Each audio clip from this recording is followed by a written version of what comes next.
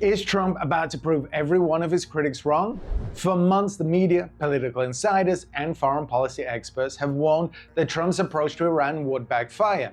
Instead, Iran finds itself under growing economic pressure, facing major military losses, and struggling to regain the leverage it once claimed to have.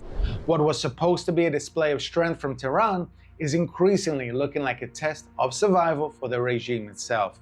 Victor Davis Hanson believes this could be a turning point.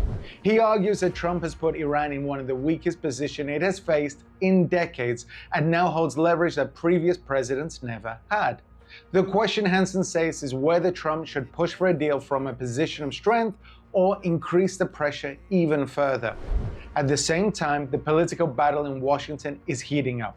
Critics continue to attack Trump's strategy, while supporters argue that he has achieved more against Iran in a matter of weeks than previous administrations managed in years. If Iran is weaker, more isolated, and running out of options, has Trump already changed the balance of power in the Middle East? The options are ours right now, and there are two. We can, if he wants to, I think he wants to negotiate a deal with them. It would be better than the Obama deal because he would not allow enrichment. And unlike Obama, who signed the deal and then they enriched, they kept enriching just at a slower pace.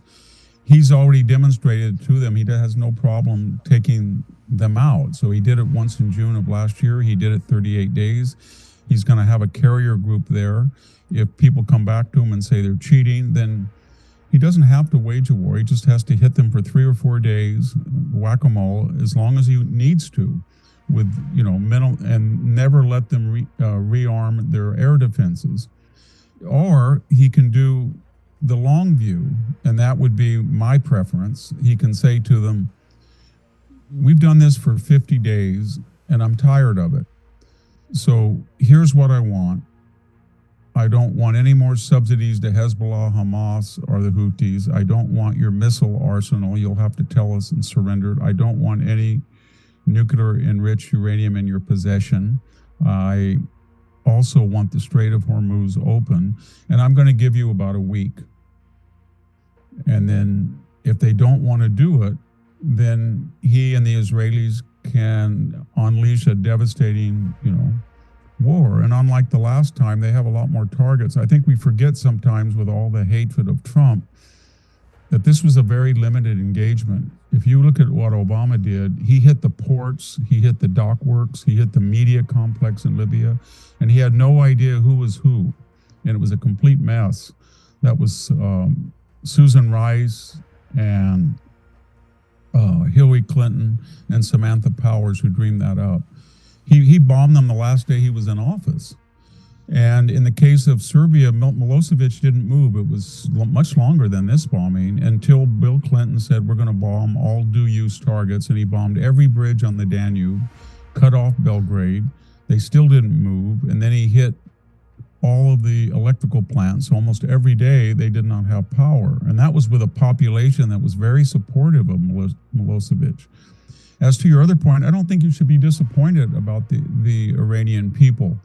When the Berlin Wall fell, that was the disgrace in the end, really, of the Soviet Union imposition on Eastern Europe. But there wasn't a spontaneous uprising in most of those Warsaw Pact. It took 2, 3, 4 months. In the case of the Soviet Union, it took 2 years.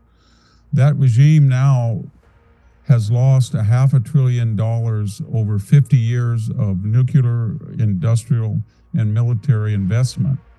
And they're broke, and they're losing about $400 million in output. They're sneaking, some stuff in through the Caspian Sea and by rail to China, and they've lost all of their overseas, their accounts are frozen. As long as he keeps that up until they meet the concessions, it's going to be very hard for that regime either to rearm, but especially to tell the Iranian people who are waiting in gas lines, we know, about 3 or 4 miles long in some cases, and there's a shortage of food, to tell them, well, you know what?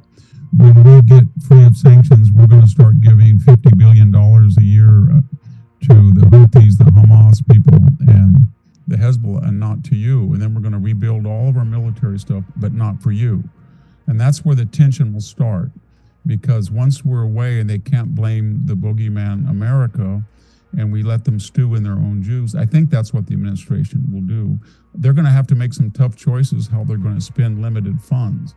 And if they start rearming, it's going to be at the expense of the people. And so I was surprised that Condoleezza Rice yesterday, our director at Hoover, wrote a very positive, and she's been a very, fair-minded, but a critic of the Trump administration. So it wasn't like a MAGA person writing, and she said, we've done more damage to that regime than anybody has in 50 years. We have the ability to do it any day we want, and all we have to do is remain confident. The only thing that's different about this incursion is I have never seen opposition like this. There wasn't this opposition to Clinton. There wasn't this opposition to Obama. There wasn't this opposition to the first Gulf War. There's something about Trump, and coupled with the midterm elections, that have really, I didn't think I'd see people on the left and some on the right who are actively hoping that we're going to lose, to teach us a lesson or something, and we're not going to lose.